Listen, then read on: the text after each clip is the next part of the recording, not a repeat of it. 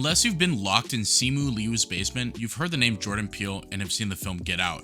And if you're like me, you saw the Nope trailer and your reaction was kind of like, okay, I got no idea what the is going on, but I'm intrigued. Jordan Peele has sort of cemented himself as the next big filmmaker since the success of Get Out, so I expected to be in for something different and far removed from the garbage cookie cutter norm. But different does not always mean better. So what is Nope? Nope follows OJ as he and his sister Emerald attempt to capture video footage of what they believe is a UFO responsible for the death of their father. They want to sell the footage and make it on Oprah.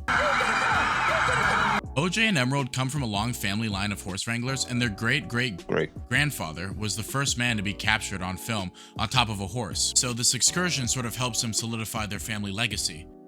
The pair reluctantly enlist the help of Angel, a Fry's Electronics employee, and then we're off. Here we go. Jordan Peele wrote the film during the COVID pandemic in 2020, and his focus was to create a spectacle, which I think he delivers on here for the most part. Hoyt van Hoytema, the director of photography on this film, and best known for his work with Christopher Nolan, delivers stunning IMAX visuals on a technical scale.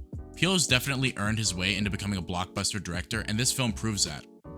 The cast and characters are pretty fantastic, and I know some people will be turned off by Daniel Kaluuya's reserved persona for OJ, but I kinda dug it, especially compared to Keke Palmer's character, who is super annoying, but I guess that was the point.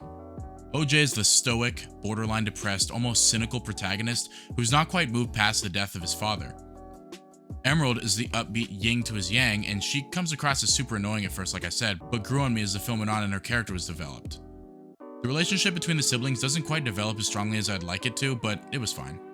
Let's go, baby! Let's go! The surprise character for me was Angel, who I kind of expected to just be the douche of the week, but I think most people will agree that he earns his stay throughout the film. You guys gonna tell me what's going on? Hell no. The last character I want to mention is Steven Yeun's Ricky, who honestly has the most gripping backstory, but it never feels like he was done justice given the potential that was there. Nope touches on themes of family legacy as well as humanity's monetization of spectacle, and those are Peele's words, a little ironic I guess. But of course, that's the point. I don't know, I feel like this one is a bit lighter on the subtext and dare I say surface level in comparison to Peele's past work. Perhaps he felt it was important to reel it in after the arguably overly ambitious film Us. Maybe the Boeing 747 of themes and metaphors flew over my head, but yeah, the film just didn't really connect with me thematically and I didn't really feel anything. There were some thrilling, intense moments for sure, but for a horror film, nothing that really made me shit my pants. And I personally wouldn't even consider this a horror film, even though that's the way it's been marketed.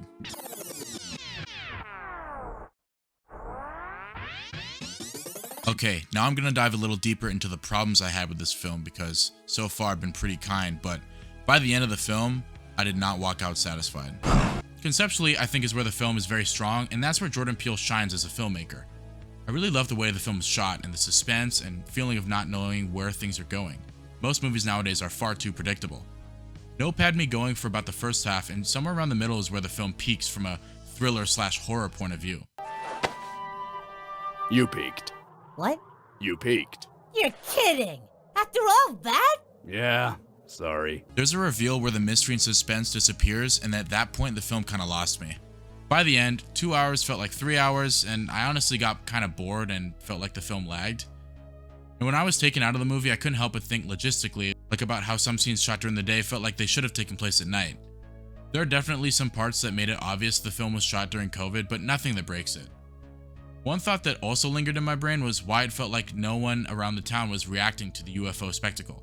And these aliens are gonna probe him? Anyways, let's just say a bit too much is revealed, and from that point on the film ventures into the more conventional. There's this interesting plotline with a monkey that had a lot of potential but also never really lands anywhere fulfilling. Certainly, Nope takes you for a ride, but ultimately doesn't end up anywhere particularly satisfying, especially after it loses steam about midway through. The film is not bad at all, and I admire its ambition and originality, but really, this movie just has me crossing my fingers that the next Jordan Peele film will be better. Get Out is still his best film. If you're a Jordan Peele fan, I'd check it out, but if you want the blockbuster of the summer, I don't think this is it. Anyways, that's it from me. If you're new to the channel, please hit that like and subscribe button, and feel free to comment below.